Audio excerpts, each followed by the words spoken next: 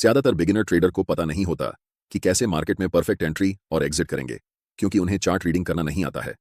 Chart reading करना traders धीरे धीरे मार्केट में सीखते हैं, उनके अनुभव उन्हें यह सिखाते हैं। इसीलिए मैं अपने 4 साल के ट्रेडिंग अनुभव से जो चार्ट रीडिंग करना सीखा है उसे कंप्लीट इस वीडियो में हम सिखाने वाले हैं।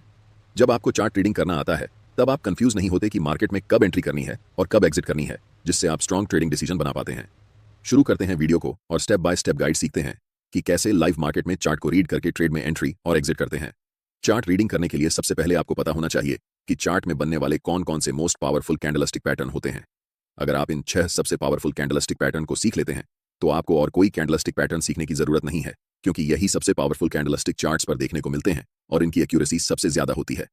कैंडलस्टिक 2 तरह के होते हैं, पहले बुलिश कैंडलस्टिक पैटर्न और दूसरा बेयरिश कैंडलस्टिक पैटर्न, और हर एक ट्रेडर के लिए दोनों तरह के कैंडलस्टिक पैटर्न बराबर इंपॉर्टेंट होते हैं।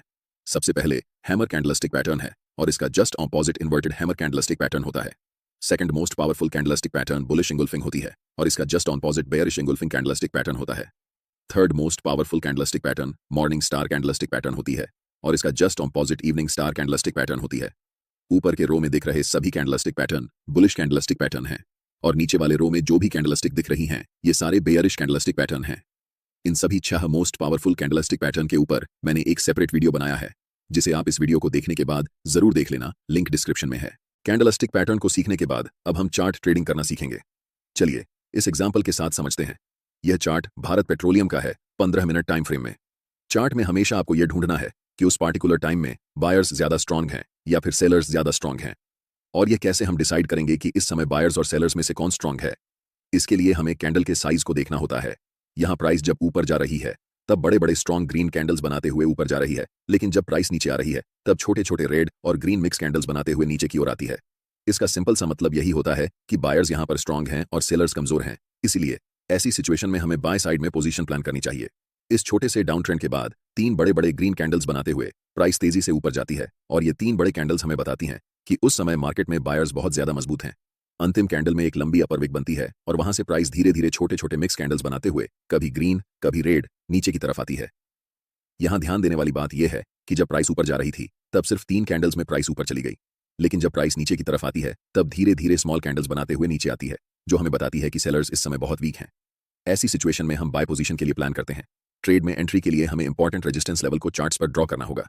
जैसे ही प्राइस बड़े ग्रीन कैंडल्स बनाते हुए रेजिस्टेंस लेवल के ऊपर क्लोज करती है तब हम ट्रेड में एंट्री लेंगे, जिसमें हमारा स्टॉप लॉस ब्रेकआउट कैंडल के लो के नीचे होगा और टारगेट स्विंग हाई या फिर 1:3 रिस्क रिवॉर्ड रख सकते हैं। यहां हम एक डाउन ट्रेंड के उदाहरण पर चर्चा करेंगे। डाउन ट्रेंड में अक्सर जब प्राइस नीचे आती है तब स्ट्रॉन्ग रेड कैंडल्स बनाते हुए नीचे आती है, लेकिन जब प्राइस रिकवर करती है तो धीरे धीरे छोटे छोटे कैंडल्स या मिक्स कैंडल्स बनाते हुए ऊपर की तरफ जाती है। इस सेटअप का मतलब यह होता है कि इस समय बायर्स बहुत कमजोर होते हैं और सेलर्स ज्यादा मजबूत होते हैं। इसलिए हमें ऐसी सिचुएशन में सेल साइड पोजीशन प्लान करनी चाहिए। इसी चार्ट में जब प्राइस अगली बार नीचे की तरफ जाती है तो बड़े बड़े रेड कैंडल्स बनाते हुए नीचे की तरफ जाती है, लेकिन जब प्राइस रिट्रेसमेंट में ऊपर की तरफ आती है तो छोटी छोटी रेड और ग्रीन मिक्स कैंडल्स बनाते हुए ऊपर जाती है। यह हमें बताता है कि बायर्स इस समय बहुत कमजोर हैं और सेलर्स बहुत ज्यादा स्ट्रांग हैं। इसलिए हम सेल साइड में पोजीशन बनाएंगे।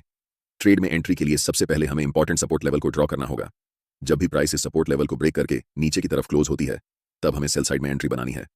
हमारा स्टॉप लॉस ब्रेकडाउन कैंडल के जस्ट अबव होगा। हमने समझा कि जब प्राइस अप ट्रेंड या फिर डाउन ट्रेंड में रहती है तब हमें कैसे चार्ट को रीड करना है, लेकिन इसके अलावा जब प्राइस साइडवेज रहती है तब हमें क्या करना चाहिए ये भी जान लेते हैं। साइडवेज मार्केट में हमारे लिए सबसे इंपॉर्टेंट होते हैं सपोर्ट एंड रेजिस्टेंस लेवल, क्योंकि यही ऐसे लेवल होते हैं जिन्हें प्राइस रिस्पेक्ट करती है। लेकिन ज्यादातर traders support and resistance level को गलत तरीके से इस्तेमाल करते हैं। मैं आपको एक एडवांस तरीका बताऊंगा जिससे आप इंट्राडे या ऑप्शंस ट्रेडिंग में सबसे ज्यादा एक्यूरेसी हासिल कर सकते हैं। स्क्रीन पर दिख रहा चार्ट 3 मिनट टाइम फ्रेम का है और यह 5 सितंबर का है। यहां पर प्राइस रेंज बाउंड है, यानी प्राइस एक पार्टिकुलर रेजिस्टेंस लेवल पर जाती है और वहां से लौटकर एक पार्टिकुलर सपोर्ट लेवल पर आती है। इन दोनों रेजिस्टेंस और सपोर्ट लेवल के बीच में प्राइस समय बिता रही है। अब ऐसी सिचुएशन में ट्रेडर्स के मन में कंफ्यूजन होता है कि उन्हें ब्रेकआउट में ट्रेड लेना चाहिए या फिर रेजिस्टेंस से सपोर्ट तक और सपोर्ट से रेजिस्टेंस तक ट्रेड लेना चाहिए। इस कॉन्सेप्ट के बाद आपके मन में यह कंफ्यूजन नहीं रहेगी, इसलिए वीडियो को ध्यान से देखना। जब भी प्राइस बिना टाइम स्पेंड किए डायरेक्ट किसी भी इंपॉर्टेंट लेवल, चाहे वह रेजिस्टेंस हो या सपोर्ट एरिया, को ब्रेक करती है, ज्यादातर समय वह ब्रेकआउट फेल या ब्रेकडाउन फेल होता है।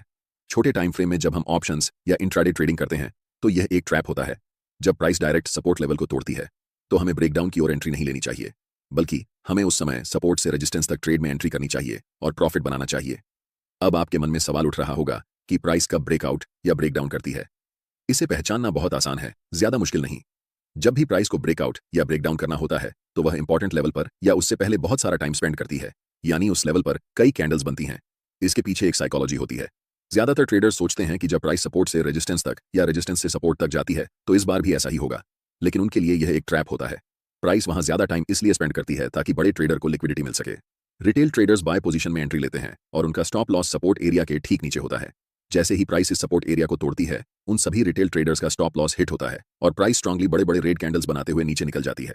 इसलिए ब्रेकआउट या ब्रेकडाउन से पहले हमें यह देखना होता है कि प्राइस इंपॉर्टेंट लेवल पर टाइम स्पेंड कर रही है या नहीं। अगर प्राइस ऐसे लेवल पर टाइम स्पेंड करती है और तब ब्रेकडाउन या ब्रेकआउट करती है तो हमें ब्रेकआउट या ब्रेकडाउन ट्रेड में एंट्री लेनी चाहिए।